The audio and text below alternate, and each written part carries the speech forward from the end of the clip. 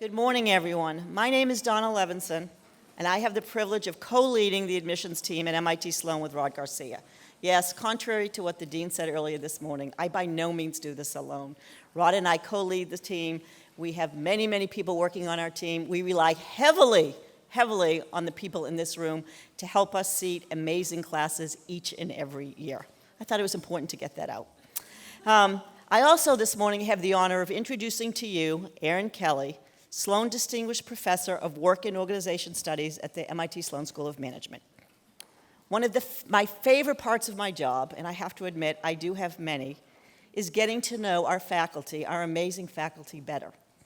Professor Kelly and I felt like I should say Professor Kelly, but I think I'm going to say Erin moving forward, sit on several committees together related to diversity, equity, and inclusion, which has given me firsthand exposure to her knowledge of, compassion for, and expertise in the incredibly important and complex issues related to diversity, equity, and inclusion in an academic setting. I have seen firsthand Professor Kelly's ability to encourage people to engage in uncomfortable conversations and to provide frameworks for intermingling facts with feelings. And just in case you don't believe me, I've done a little homework, and I have a few quotes from students who took her class this past spring. So Erin Kelly recently co-created 15.so3. Isn't it nice to hear a Course 15 course? Feels like home. Leading the way, individual and organizational perspectives on advancing equity and inclusion. One student said that Professor Kelly is in her element. I can sense her enthusiasm for the subject matter, and she has demonstrated an unparalleled understanding of research of diversity and inclusion with academic institutions and workplaces. Thanks to her knowledge and teaching, I am well equipped with research and confident as to why diversity is important in any work environment. Another student wrote, yes, there are a few, Professor Kelly developed this class from scratch, and it has been one of the most important classes of my business school experience. We discussed challenges such as diversity, equity, and inclusion that are crucial for us to understand as people and leaders. We appreciate Professor Kelly's interest in being on the forefront of these issues and always being open, honest, humble, and empathetic in class. A third student wrote, Professor Kelly has been inspirational to me on how masterfully she engages both statistical rigor and social empathy at the same time while dealing with issues of equity and inclusion.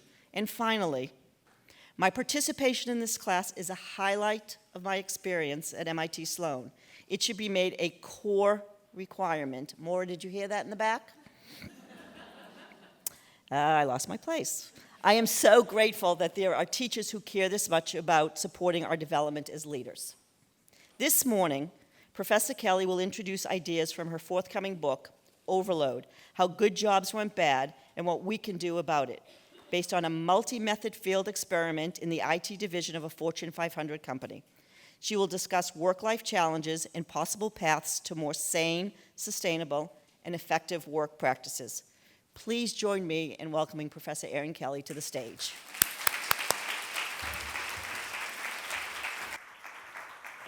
Thank you. Thank you so much, Donna. That was a very generous introduction, and I'm just delighted to be here. And really, I'm just so delighted to be at Sloan, and then to be surrounded by Sloan women here is a special treat. I'm going to pause and be humble and say, yes, I came up here without any way to advance my slides. Okay, thank you so much. So I came to Sloan 4 years ago, and it was the best career decision I have made easily. When I came to Sloan, I was well aware that I would be surrounded by impressive intellect, by colleagues who were doing fantastic things, and by smart students. What I didn't really understand until I arrived was that I would be prodded, pushed, hopefully not dragged, kicking and screaming, but really encouraged and inspired to think bigger and bolder and to commit to making meaningful change in the world. And so that is a gift that our students and our alumni give to the school, and I thank you for it. I thank you for being putting forward a vision of courage and of change and of holding us accountable to that. And it's really energizing and exciting to be part of. And so I'm hoping to share a little of my energy around this topic of overload and what we can do about it as a way of reciprocating and kind of giving you some sense of new possibilities and new frames, new ways of thinking. So this morning's conversations couldn't have teed it up better, because what did I hear most consistently across panels? Changing culture, right? What are the challenges of changing culture? I'm going to go back and tell my colleagues who teach OP how prevalent that conversation was. And also some reflections on what does work-life balance mean anyway? Is it something that we're seeking? Is it a trap? Is it, how can we think about this critically? And as you'll see, part of what I'm doing in the book is asking us to think about sane and sustainable careers more broadly. So here we go. I am so excited after really, honestly, a decade since we first started exploring this research partnership with a Fortune 500 firm. The book is out this winter. Woo, thank you. And this is the title, and I think they nailed the cover. I'm really excited about that. And I'm going to be saying we in my talk a lot, and that's because the book is co-authored with my fantastic colleague Phyllis Moen. Here's her picture, from the University of Minnesota. But it arose out of a larger research partnership that was funded primarily by the National Institutes of Health and by the Centers for Disease Control, so NIOSH, within the federal government, as well as several foundations. And they pulled together an interdisciplinary team to actually push us as scholars and in public conversation to rethink how we talk about work, family, and health. And that's the genesis of the project. You can see all of our publications from this large research team from our 6 studies that we did together at this website. But I'm going to concentrate on our experiment in the IT division of a Fortune 500 firm today, which is the part that Phyllis and I led most directly. Okay, so our primary setting, as I've said, is this company we call Tomo, and it is a tech-centered firm, but I should say it's not sexy tech, it's not Google, it's not tech elite, and so you should think of it as a middle American firm that is doing a lot of IT work and reliant on new software products and services, but also speaks to many other kinds of organizations. And we studied all jobs in the IT development process, of course, compared to the general workforce in the US. This is a highly educated and highly paid group of workers. You may be interested to know this firm had 38% women in the IT division, and about 34% of IT management was women. So I'm going to go over our argument in brief, and then I'll start wandering, but I wanted to get this part down exactly. So we believe that work as it's currently configured isn't sustainable. And that's true of professional and managerial jobs, as well as retail jobs, hospitality jobs, warehouse workers, who I'm studying currently with a student and a colleague. Thinking about professionals and managers, we see that these jobs have become more intense and less secure. Facing a competitive global economy and wrapped up pressures from the market to meet financial numbers, organizations are cutting staff, shifting work offshore, and looking to automate processes, all for legitimate reasons of cutting labor costs. But those who remain are asked over and over to do more with less. I see some nods. And these strategies aren't working for employees, and they're creating problems that are too often unrecognized in firms as well. And so we believe that the current practices will break people, break organizations, or both. Now, in these conversations, we often talk about work-life balance. And Phyllis and I, we made our careers on being gender, work, and family scholars. But studying this company and paying attention to what's happened in the last decade has really changed our thinking. So we do not think the root problem is the way work and family come together or the challenges of meeting competing responsibilities. The root problem is intensified work. And this is important to recognize because work-family conversations or work-life balance conversations too often get framed as women's issues, as something that affects working mothers or people who are caring actively for other family members. But our book opens with 3 stories from 3 different men. A single guy in his 30s who hated his job because he was so run down and overloaded.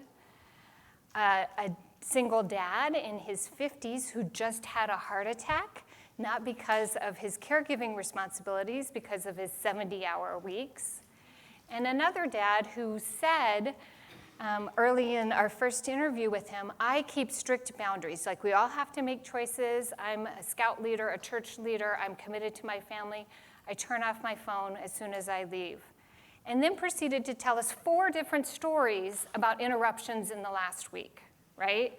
And what am I going to do? My director's calling. Of course I pick up, even though I'm at the picnic that I organized for this community event. And so there's a broader story across genders and across generations, all life stages, that we need to put forward as part of fully understanding what's going on. And that broader story isn't going to get solved by all of us, being better about Sunday night meal planning. Like, I do it. I believe in it. My week does go better when I prep more on Sunday. I admit that. I have 2 kids and a great spouse. It's not going to get better solely by practicing mindfulness, although I also do believe that, and my week goes a lot better when I keep my yoga practice going, right? But these are organizational challenges. They're created by specific labor strategies and management decisions. We can talk some about where do those come from, and that's interesting to consider. But that means there need to be organizational changes. And we talk about a path forward, not a panacea, but a practical path forward called dual agenda work redesign. And that's what I'm going to share today. Okay, so understanding the problem. So now I'll be able to wander, and I probably won't cold call you, but if energy gets low, I might. Okay. So let me tell you about Life at Toma. I've already told you about these 3 compelling stories that open our book. Basically, we identify 4 work practices that lead to this subjective sense of overload. Overload is really this sense that there's too much to do and too few resources to get it done, okay? So where does that come from, or how is it kind of fostered? First, there's long work hours. At this company, the average work hours for IT employees are 46 a week, and the average for managers is 50 a week. Now, you may be thinking, that's not so much. So I invite you to notice that and to think about the fact that we may be a signal of the pervasiveness of overload in our culture, that we think, wait, they're averaging 50 a week? No big deal. Come on, right? In addition, the firm fostered pressure to be always available. So, it really mattered that you paid attention to the text and emails that came in and that you responded quickly, regardless of when that was, and regardless of what your role was. We're not talking about the people who were in charge of keeping the systems up. They actually were doing better because they had a formal on-call rotation, right? So they were not monitoring all the time. I'm talking the IT architects who were making big picture planning decisions, but get crap from their peers or their bosses if they don't respond to a 9:30 p.m. text, right? So that kind of pressure for always-on availability. Faced with that, with this sense of too much to do, people try to cope by multitasking and splitting attention. So one of my grad students came back from our early formative research observing the company and said, I couldn't believe what was going on, but then I realized he was on 2 calls at once. He had 2 separate headphones, and he was going between these 2 conference calls at once. Now, that wasn't that common, but what was completely expected was that you were in a meeting, meaning on a conference call, but answering emails, monitoring IM, sometimes, doing the actual coding or reviewing test data while you're on the call. And so attention is routinely split. People are not able to concentrate, and so they're pushing their real work until evenings and early mornings. Again, I see nods, right? And yet, there's this old expectation overlaid on top of the new 24/7 availability that you better be here and be seen in the office during the regular day, right? So there was still pressure to stay until your boss left, even though you had been on the 5 a.m. call with India and you were going to get on a 9 p.m. call, perhaps. And so this produces this sense of too much to do with too few resources. Now, we think that the IT case is particularly good at pointing out how this happens in a global labor chain and some of the inefficiencies here, but this is not limited to IT or necessarily to global firms as well. So you might ask, why do people put up with this? I bet you have a lot of answers. What surprised us as ignorant social scientists coming in and thinking these, people had all of these great specific skills that were very impressive was that they were scared. People were worried about losing their jobs.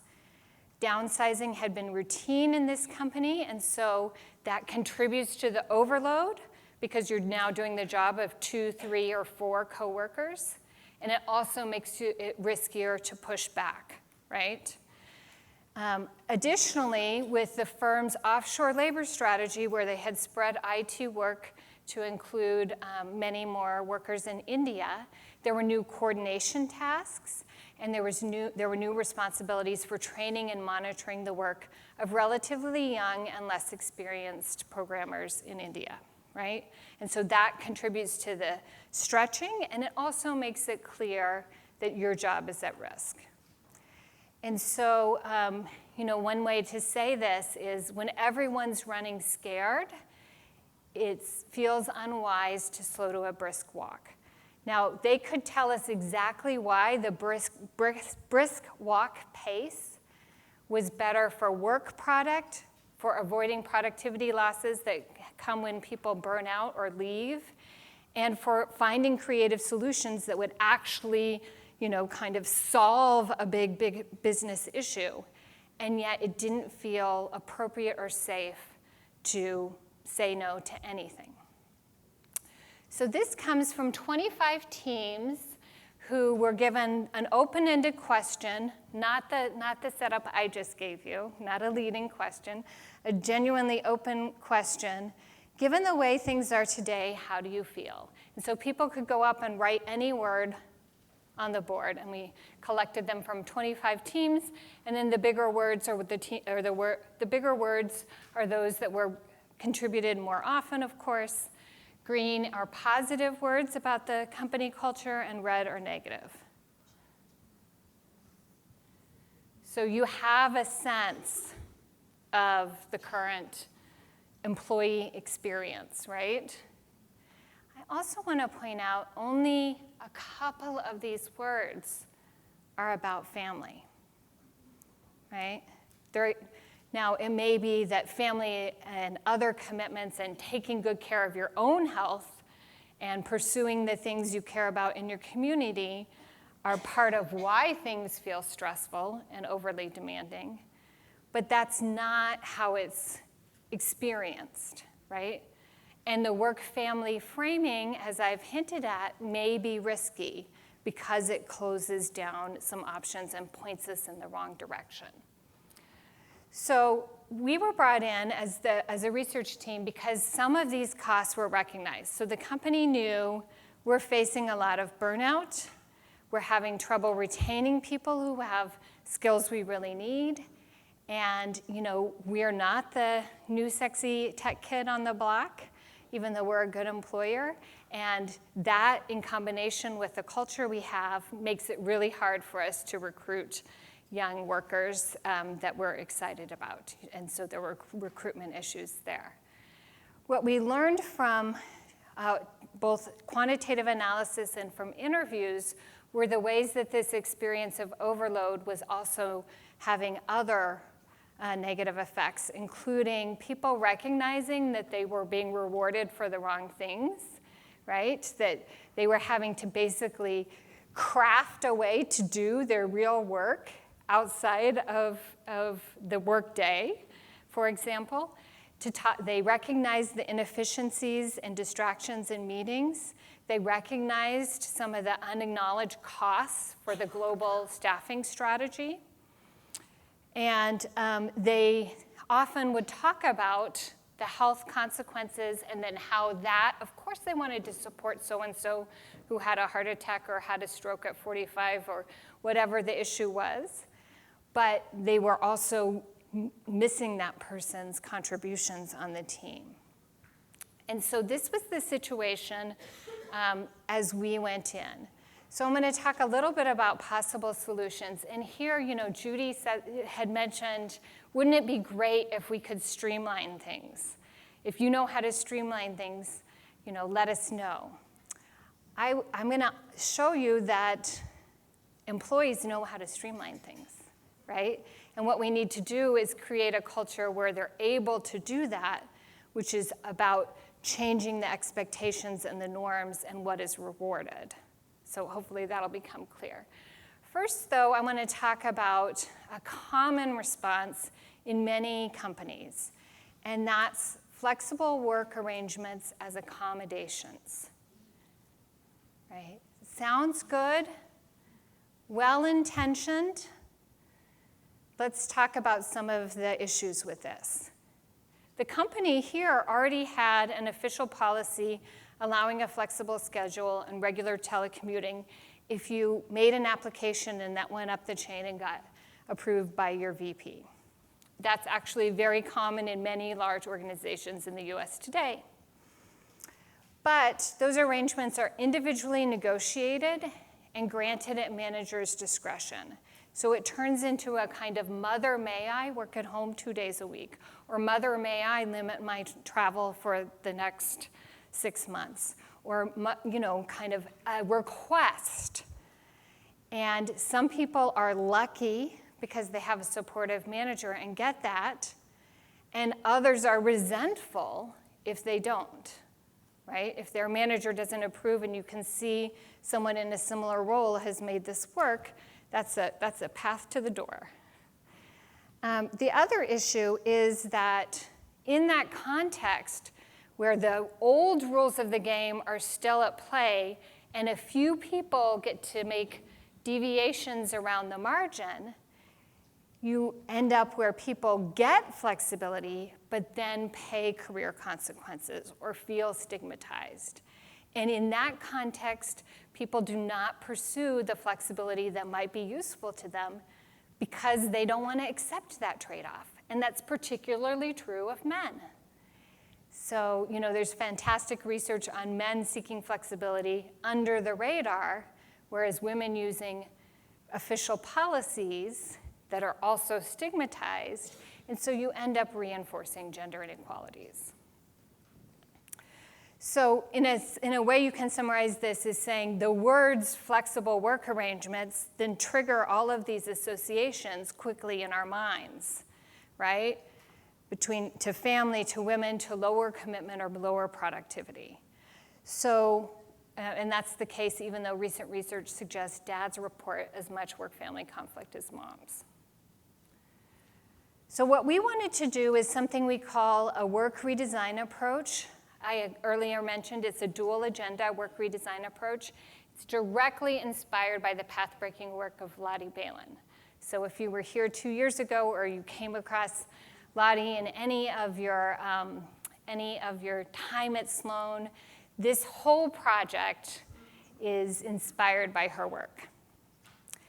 And the initiative that we brought to Tomo, we call STAR, and we treat it as one example of a work redesign approach. In the book, we profile other examples too. We're not just trying to promote what we did.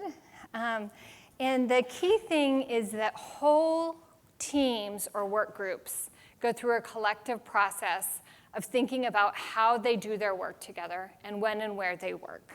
Right? So it changes the dynamic right away because we're having a team effectiveness conversation about how do we get this done well, but also meet our own legitimate needs, rather than raising your hand and asking for an individual accommodation. The framing also matters. This is the dual agenda part. It's people see the personal benefits, but the whole conversation is discussed with company needs at the forefront too. We need to make work more effective, efficient, and sustainable. This is broadly framed. It's not about family explicitly, although if family conversations come up, family needs come up in these conversations, that's fine. And it's not about women's issues. In terms of practicalities, we delivered this with 4 hours of manager training based on the premise that frontline managers and middle managers believe and want to be supportive of their employees' personal and family lives, right? We see people, we interact with people as whole people. But sometimes that doesn't get conveyed, or people are worried about whether that is actually okay in this team to pursue things differently. And so part of the message here to managers was it's part of your role to explicitly reinforce those messages to employees, to lead by example, and to open up conversations. The second part were these participatory workshops where teams were guided through some role plays and other exercises to talk about what is it we're doing, how are we working together, what would happen if we assumed everyone could work the way that worked best for them, how would we still get it done, what are the real barriers, and what are the things that just feel uncomfortable or unsafe in the current culture. And so we see this as a social change. It's not about a policy being changed. It's not about a statement of what we value from the top being given, but then no practicalities. This is working it out together. So instead of this, our goal was to create a new set of associations so that people could work in a variety of ways, and yet it was completely legitimate and just part of being in a STAR team. So what we saw on the ground in terms of changes included things like this. Increased work at home. Big surprise. People like to work at home. You can get a lot done. You don't have to commute. You don't have to get dressed. You can, fit in a few things. I love working my bathrobe with my kitty, right? And so this was a company where people had been set up to do work remotely because they were part of often geographically distributed teams, but it was not quite clear whether working at home regularly was acceptable, or if you did work at home, was 2 days too much, or was 1 day a week the max, et cetera, et cetera. So that increased. People changed their hours, both everyday minor shifts in routines, and some people shifted their hours significantly because they realized, if I'm supervising a team in India, maybe I shouldn't also be in the office 9 to 5, right? Like maybe we need to acknowledge that and make some changes here. But it was also important that the teams talked about how they work together. So there are new coordination practices where you could discuss, is this meeting worthwhile for us currently? Could we commit to coordinating information on a new dashboard and have a strategic meeting every 2 weeks instead of a status meeting every 2 days, right? New communication practices.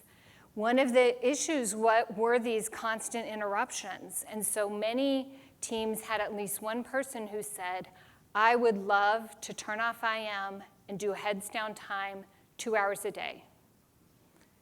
And the team got to decide how would we make that work, when and why would we interrupt versus respect that, what could we do differently.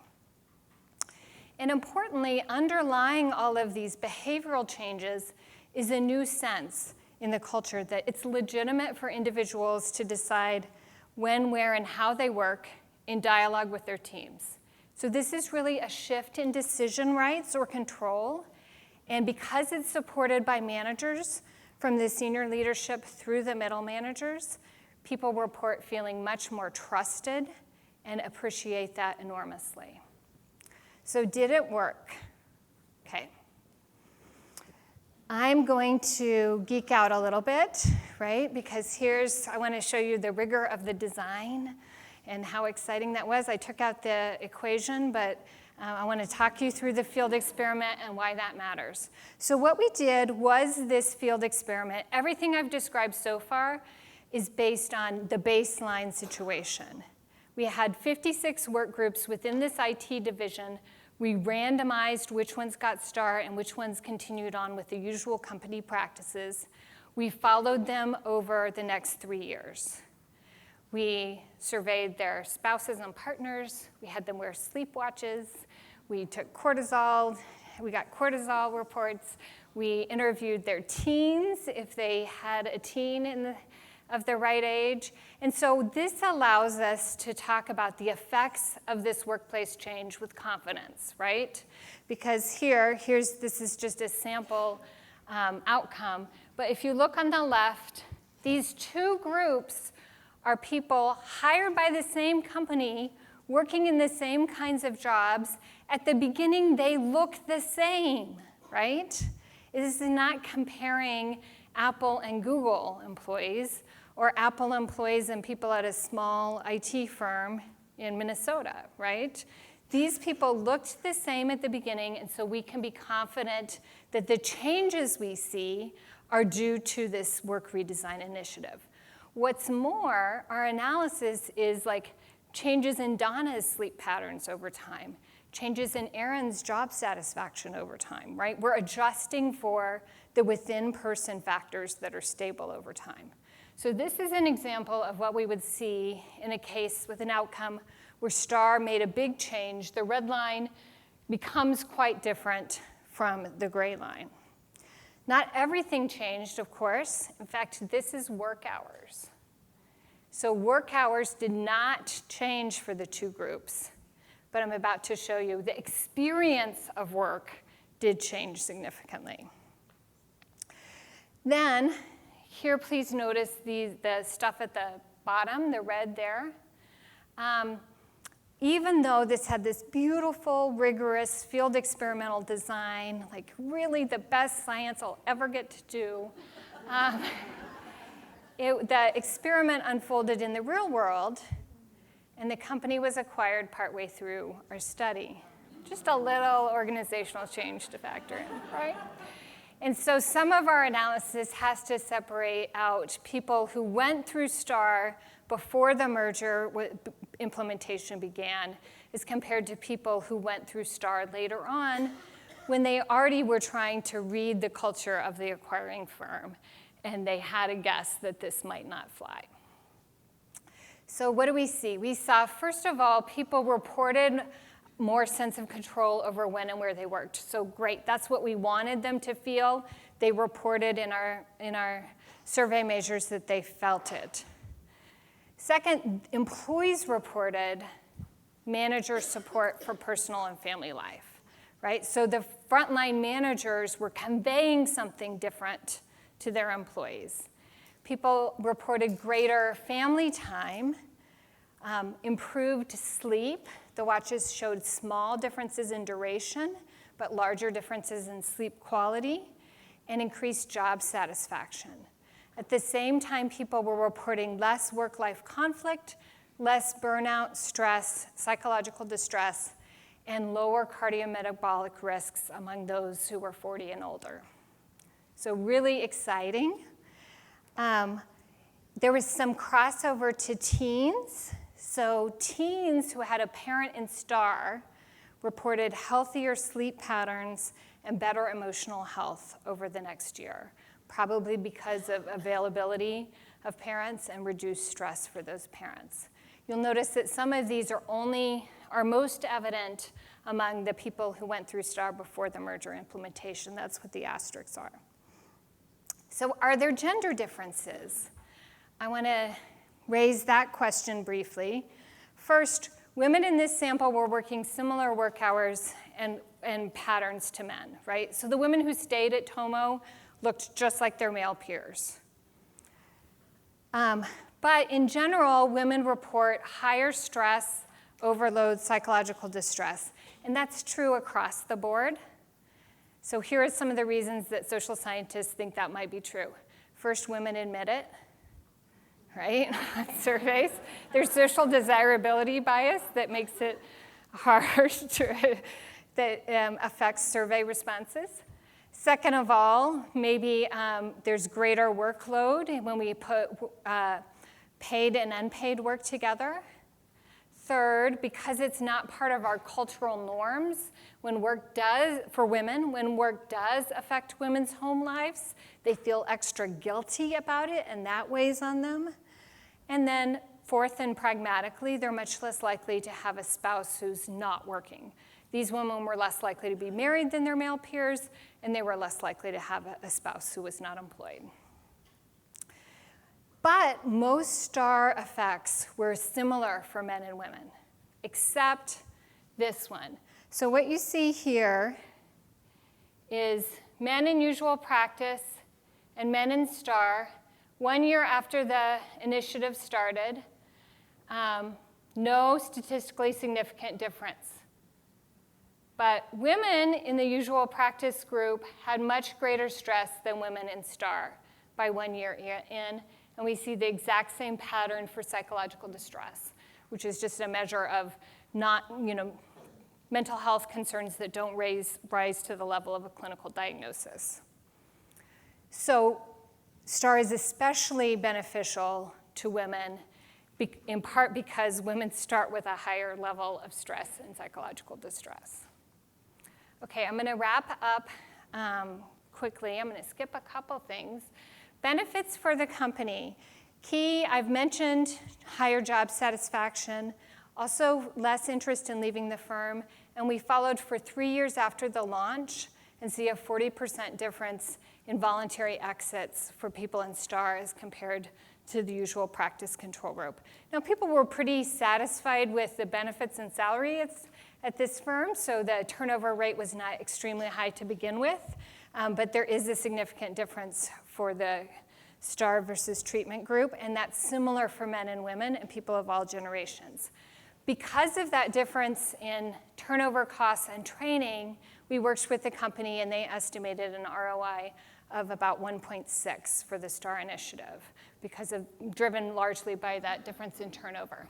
We found null effects on productivity. So good story, bad story. Good story is it didn't lead to productivity tanking. Bad story is it doesn't lead people to work more or to somehow become magically more productive. They're just working at a sustainable pace, I would say. And another thing that I'll note is because of the way we did the study design, every product or application that came out had been built by a mix of STAR and non-STAR teams. So it makes it harder to tease out any productivity benefits that might be lurking there.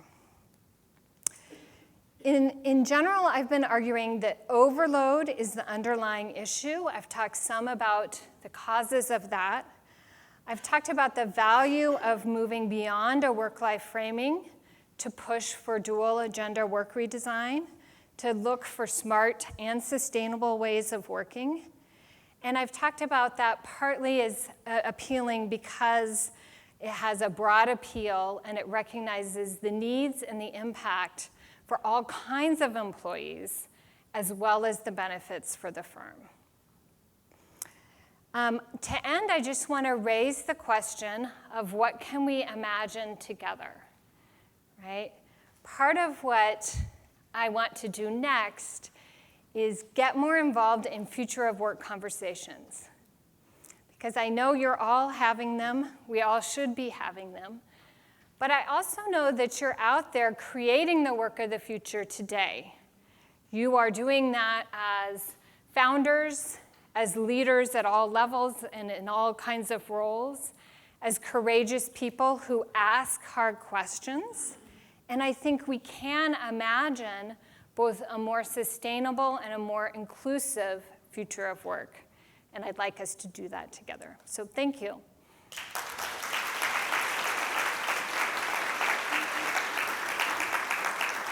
Yeah, so we'll take a couple questions. I'm a professor. I talked a little longer than expected, sorry. Couple questions. I think there are microphones around. And then I'd love to have ongoing conversations as well.